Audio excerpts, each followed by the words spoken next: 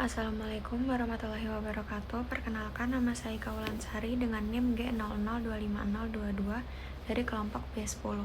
Pada kesempatan kali ini saya akan menjelaskan tentang anatomi truncus encephalitis, nervi cranialis, dan circulus arteriosus willisi. Laporan yang pertama adalah Pak Harjo, seorang pria berusia 68 tahun, datang ke dokter dengan keluhan gerakan tubuh yang makin lambat, kaku pada otot, dan tangan kanannya sering bergetar sendiri saat sedang santai. Dokter mendiagnosis Pak Harjo menderita penyakit Parkinson, yaitu penyakit neurodegeneratif yang merusak pusat kendali gerak motorik di otak. Pertanyaan yang A, penyakit Parkinson berkaitan erat dengan kerusakan substansia nigra. Jelaskan letak anatomis dari substansia nigra. B, substansia nigra adalah bagian dari sistem ganglia basalis. Jelaskan struktur anatomi apa saja yang menyusun ganglia basalis. C, substansia nigra berada di area batang otak. Jelaskan secara berurutan anatomi penyusun batang otak truncus encephalitis. Yang pertama, saya akan menjelaskan tentang letak anatomis substansia nigra. Jadi substansia nigra itu merupakan suatu nukleus yang terletak pada mesencephalon atau otak tengah, yaitu bagian batang otak yang berada di antara diencephalon di sebelah superior dan pons di sebelah inferior. Nah, struktur ini terletak pada bagian ventral mesencephalon dan membenteng sepanjang mesencephalon kanan dan kiri. Nah, secara anatomi, substansia nigra ini berada di antara crus cerebri atau pedunculus cerebri pada bagian anterior dan tegmentum mesencepali pada bagian posterior.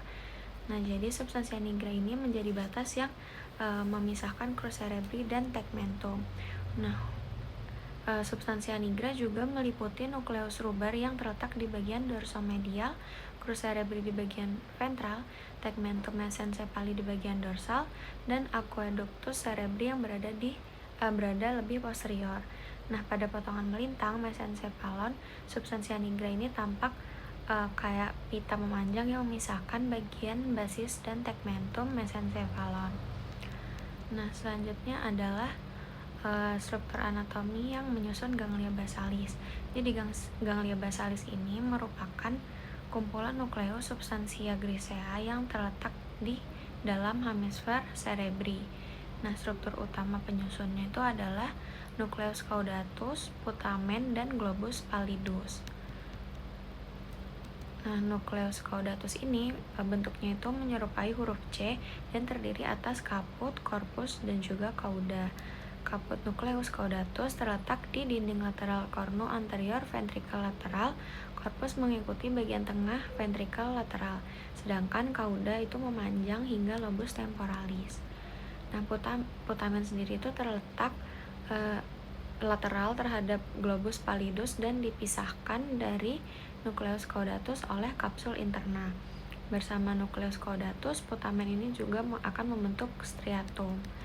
Nah, globus pallidus terletak medial terhadap putamen dan dibagi menjadi globus pallidus internus dan globus pallidus externus yang dipisahkan oleh lamina medullaris interna.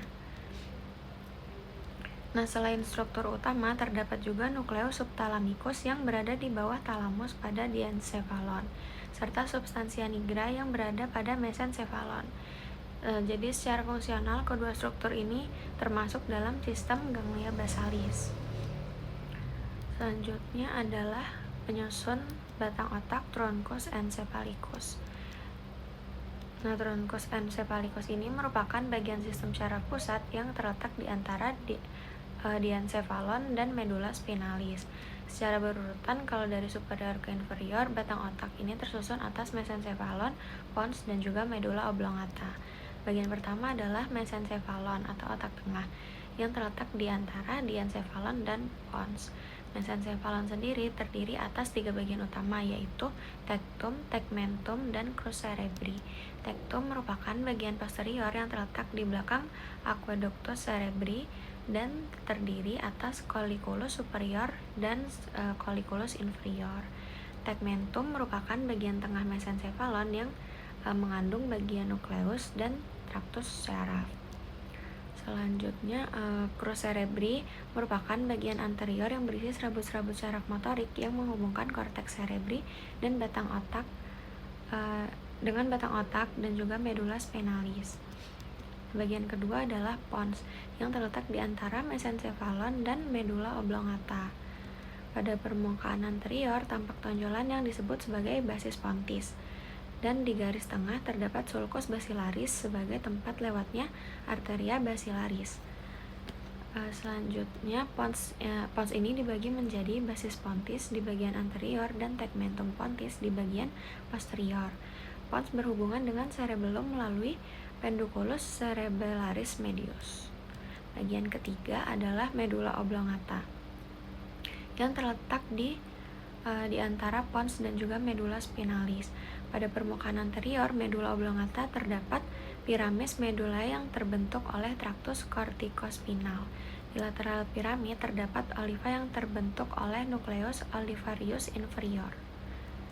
Lalu pada bagian kaudal medula oblongata terdapat decussatio pyramidum yang yaitu tempat penyilangan sebagian besar serabut motorik. Medula oblongata berlanjut menjadi medula spinalis melalui foramen magnum. Selanjutnya, laporan yang kedua adalah Pak Joko, seorang pria berusia 60 tahun, tiba-tiba mengalami pusing berputar atau vertigo yang sangat hebat, penglihatan ganda, dan kesulitan menelan saat sedang makan siang. Ia juga merasakan separuh badan kirinya mendadak lemas. Keluarga segera membawanya ke IGD. Setelah melakukan pemeriksaan CT scan kepala, dokter mendiagnosis Pak Joko mengalami stroke batang otak akibat adanya penyumbatan pada pembuluh darah. Pertanyaan yang A, jelaskan sistem vaskularisasi circulus arteriosus Willisi. B, jelaskan anatomi 3 bagian utama penyusun struktur anatomi batang otak, mesencephalon, pons, medula oblongata. Yang C, gejala pada wajah dan mata Pak Joko terjadi karena gangguan pada syaraf kranial. Batang otak adalah tempat beradanya sebagian besar nukleus syaraf kranial. Jelaskan nervus cranialis apa saja, sebutkan nomor, nama, dan fungsi yang nukleusnya atau tempat keluarnya terletak di bagian pons.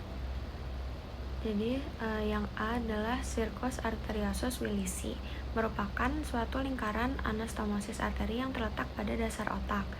Nah, tepatnya di sekitar fossa interpeduncularis dan chiasma opticum. Struktur ini menghubungkan sistem sirkulasi anterior dan posterior otak. Nah, circus Willis ini dibentuk oleh beberapa arteri, yaitu arteria cerebri anterior kanan dan kiri, arteria communis anterior, arteria cortis interna kanan dan kiri, arteria communis posterior kanan dan kiri, serta arteria cerebri posterior kanan dan kiri. Nah, vaskularisasi circus Willis ini berasal dari dua sistem arteri utama. Sistem pertama adalah sistem korotis interna yang berasal dari arteria korotis interna kanan dan kiri.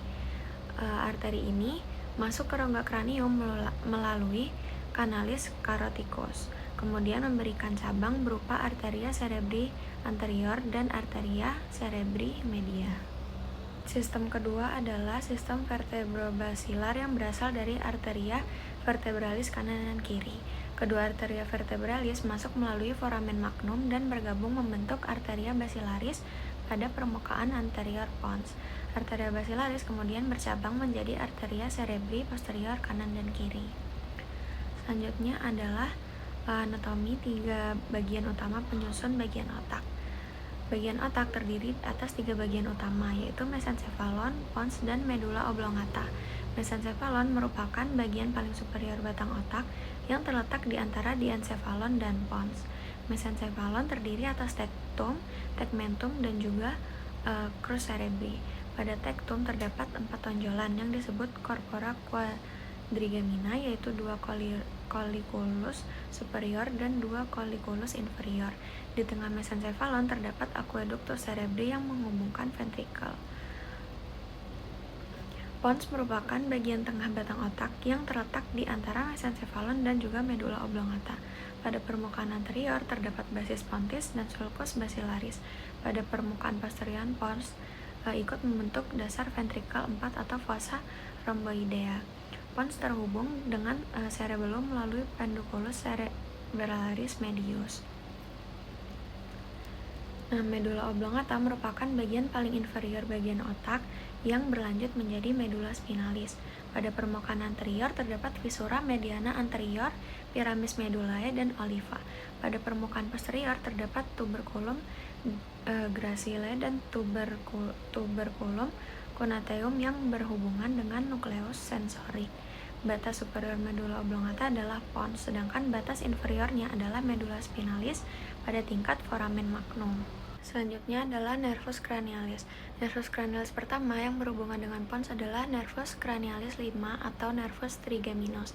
Syaraf ini keluar dari permukaan anterolateral pons dan merupakan syaraf cranialis terbesar. Nervus trigeminus memiliki 3 cabang utama, yaitu nervus ophthalmicus, nervus maxillaris, dan nervus mandibularis.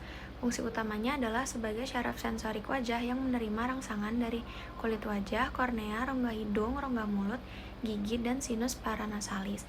Selain itu, nervus trigeminus juga memiliki fungsi motorik untuk menginervasi otot-otot pengunyahan seperti musculus masseter temporalis. Nah, nervus cranialis berikutnya adalah nervus cranialis 6 atau nervus abducens. Syaraf ini keluar dari sulcus pantomedularis di dekat garis tengah batang otak. Nukleus nervus abducens terletak pada tegmentum pons. Fungsi utama syaraf ini adalah untuk menginervasi musculus rectus lateralis sehingga bola mata itu bisa bergerak ke arah lateral atau menjauhi garis tengah. Selanjutnya ada nervus cranialis 7 atau nervus facialis yang keluar pada sudut cerebellopotin atau angulus pantocerebellaris. Nukleus motoriknya berada di pons. Nervus facialis ini berfungsi menginervasi otot-otot ekspresi wajah sehingga memungkinkan seseorang itu tersenyum, mengerutkan dahi, menutup mata, dan melakukan berbagai gerakan mimik wajah. Selain itu, syaraf ini juga membawa sensasi pengecapan dari 2/3 anterior lidah serta membawa serabut parasimpatis menuju kelenjar lakrimal, kelenjar submandibular, dan kelenjar sublingual. Nah, nervus yang terakhir yang berhubungan dengan pons adalah nervus cranialis 8 atau nervus vestibulocochlearis. Syaraf ini keluar dari sudut cerebellopontine di sebelah lateral nervus facialis.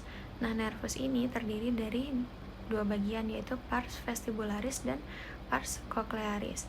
Pars vestibularis berfungsi membawa impuls yang berkaitan dengan keseimbangan tubuh dan posisi kepala, sedangkan pars cochlearis berfungsi mengantarkan impuls pendengaran dari koklea menuju pusat pendengaran otak.